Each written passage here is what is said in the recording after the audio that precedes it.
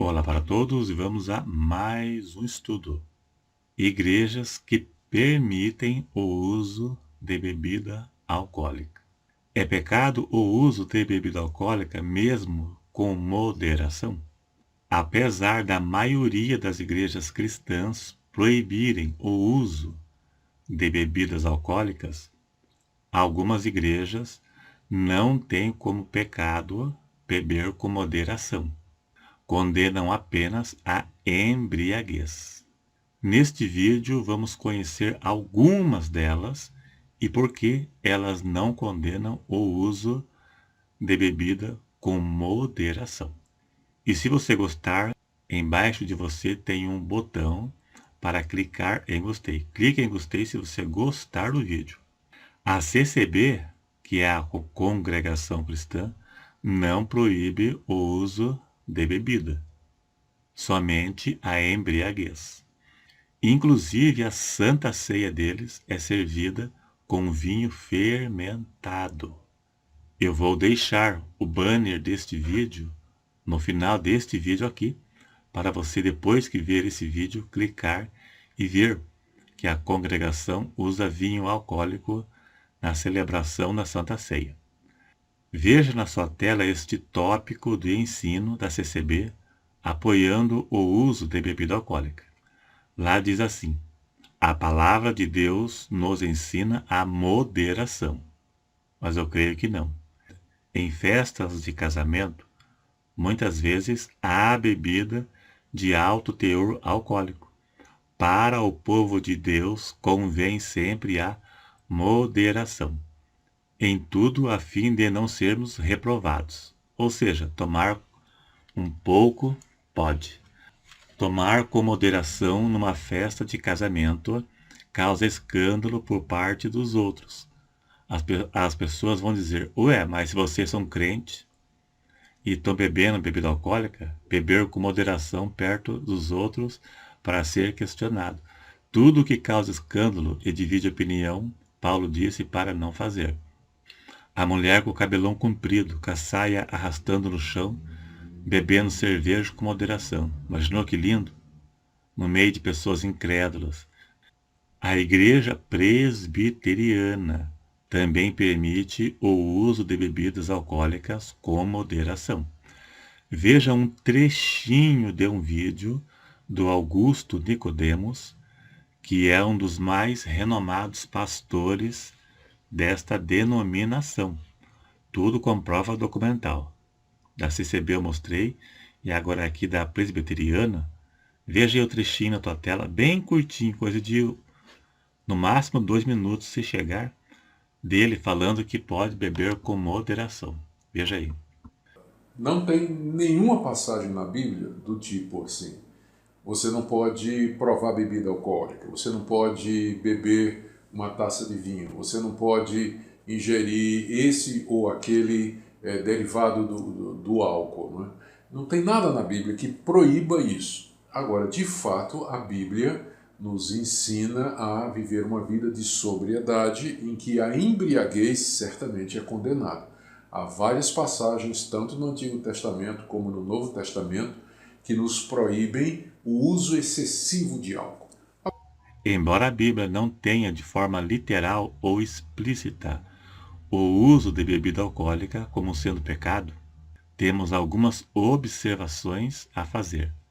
A Bíblia trata de forma explícita o pecado da embriaguez.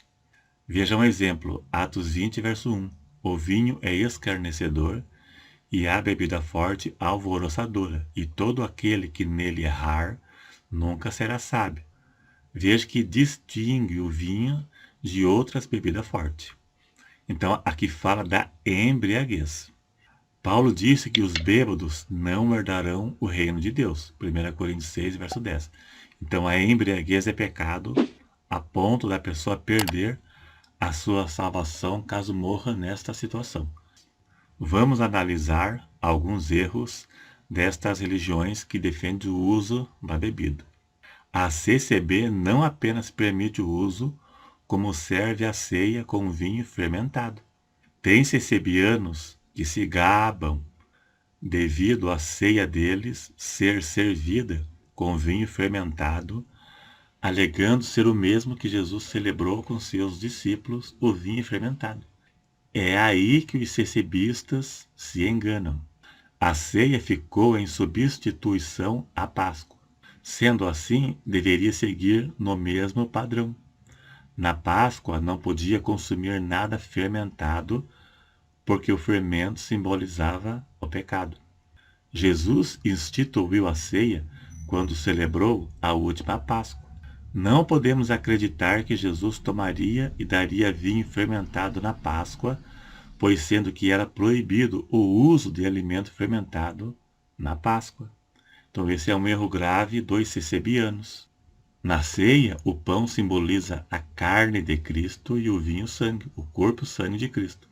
Não podemos crer que Jesus iria usar algo que simboliza o pecado para simbolizar o seu sangue. Outra questão é que os sacerdotes não podiam tomar bebida alcoólica, os que tinham cargo de liderança.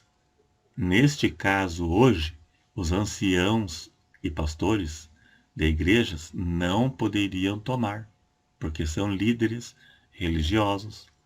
Os sacerdotes não podiam beber vinho. Levítico 10, verso 8 até o 10. Nenhum sacerdote deveria beber bebida alcoólica. Olhando para isso, a liderança hoje não deveria tomar nem vinho. Qualquer coisa que divide opinião e causa escândalo não pode ser feito. Romanos 14, verso 21. Paulo disse: se eu comer carne e eu beber vinho escandaliza, então não come e não beba. Tudo que causa escândalo e divide opinião não pode ser feito. Imagina o CCB numa festa, tomando bebida alcoólica com moderação.